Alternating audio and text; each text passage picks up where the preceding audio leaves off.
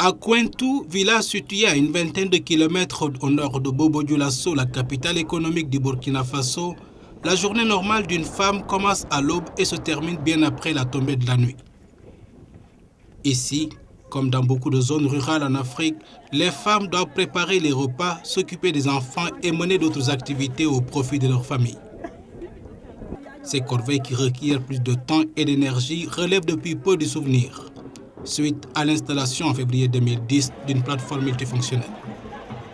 Cette machine, composée de moteurs diesel, a substitué à la force physique des femmes pour broyer, moudre et décortiquer les céréales au profit des 2500 habitants du village.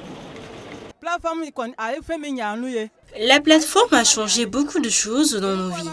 Avant, pour obtenir de la farine, c'était toute une corvée. Il fallait passer beaucoup de temps à piler. Maintenant, c'est devenu plus facile avec la plateforme multifonctionnelle. Toute l'énergie et tout le temps que l'on perdait, c'est maintenant du passé. En tout cas, aujourd'hui, en ce qui concerne le commerce, en fait, on n'a fait que suivre à la lettre ce qu'on nous a appris et nous avons eu des retombées. La plateforme multifonctionnelle assure également l'éclairage du local qui abrite et rend d'autres services, notamment la charge des batteries, d'accumulateurs et de téléphones portables. L'installation de cette plateforme a permis de réduire la pénibilité des tâches ménagères des femmes qui disposent désormais de temps pour s'adonner aux activités génératrices de revenus. On arrive à faire des économies. Par exemple, si j'achète des mangues à 2000 francs CFA, je peux les revendre à 100 francs CFA le bol et gagner 2500 francs. Et je garde les 500 francs de côté comme bénéfice. La plateforme multifonctionnelle de Kointou fait partie des acquis de la première phase du programme national Plateforme multifonctionnelle pour la lutte contre la pauvreté, initié par le gouvernement burkinabé avec l'appui du PNUD, le programme des Nations Unies pour le développement. Ce programme, dont le but est d'offrir aux communautés rurales des services énergétiques fiables et à un coût raisonnable, est un élément clé du cadre stratégique de lutte contre la pauvreté du Burkina Faso.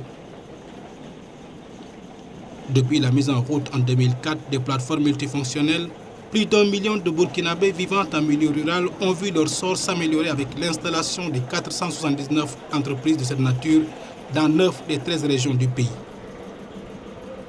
Ces entreprises ont permis d'engranger des recettes s'élevant à plus de 343 millions de francs CFA pour une marge bénéficiaire de 126 millions de francs CFA et quelques 3000 emplois créés. Pendant la saison pluvieuse, quand on revient des champs comme ça, on peut même finir de préparer souvent à 23 heures, souvent plus que ça. Mais maintenant, on arrive à préparer tôt. Donc vraiment, ça a beaucoup changé.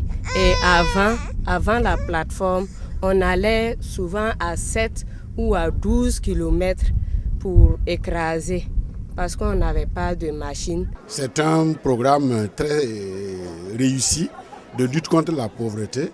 Et vous savez que ça s'adresse essentiellement au monde rural féminin. C'est la frange la plus vulnérable de la population. Et donc, vous avez constaté la sortie, leur engouement et leur enthousiasme. Vous voyez les produits qu'ils font.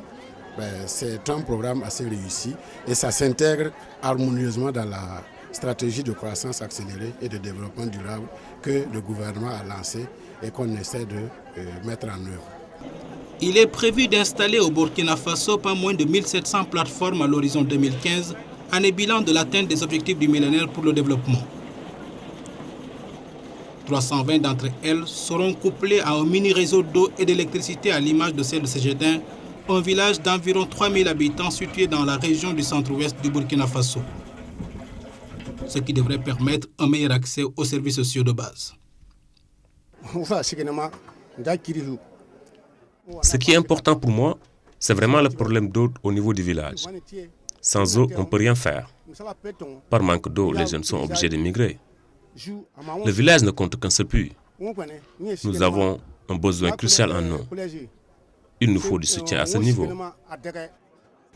Le programme national Plateforme multifonctionnelle du Burkina Faso s'inscrit dans une dynamique sous-régionale coordonnée par le PNUD à travers son programme régional Énergie-Pauvreté. Ce programme bénéficie également de l'appui de plusieurs partenaires techniques et financiers, parmi lesquels la Fondation Bill et Melinda Gates. C'est franchement impressionnant de voir comment ils transformaient leurs produits auparavant. Aujourd'hui, ils disposent de temps et de l'énergie nécessaires pour s'adonner à d'autres activités qui peuvent les aider à augmenter leurs revenus et dans certains cas, ils font du maraîchage qui contribue à améliorer l'alimentation dans la communauté. Les leçons qui ont été tirées de l'expérience, c'est que certes, la technologie elle est importante et nous continuons à faire les efforts de ce point de vue-là, mais le plus important, c'est l'appropriation au niveau national. Mais c'est également la création de capacités au niveau des communautés pour pouvoir porter ces unités-là, pour pouvoir les exploiter par elles-mêmes. Mais surtout de pouvoir élargir en tout cas le champ d'intervention des acteurs, donner une place à chacun, notamment, comme vous le savez, le secteur privé local a une place privilégiée au niveau de la démarche plateforme multifonctionnelle et c'est cela qui est vraiment le gage du succès que nous connaissons aujourd'hui. Après une dizaine d'années d'expérience de la plateforme multifonctionnelle dans les pays ouest africains, des études de capitalisation ont été lancées sur la base des programmes développés au Mali, au Burkina Faso et au Sénégal. Les acteurs concernés se sont récemment retrouvés à Bobo-Dioulasso autour d'un atelier de restitution et de validation des études portant sur le potentiel futur des programmes de plateforme multifonctionnelle. L'objectif étant de s'inspirer des meilleures pratiques afin que les différents programmes nationaux puissent continuer à changer durablement les conditions de vie des populations rurales.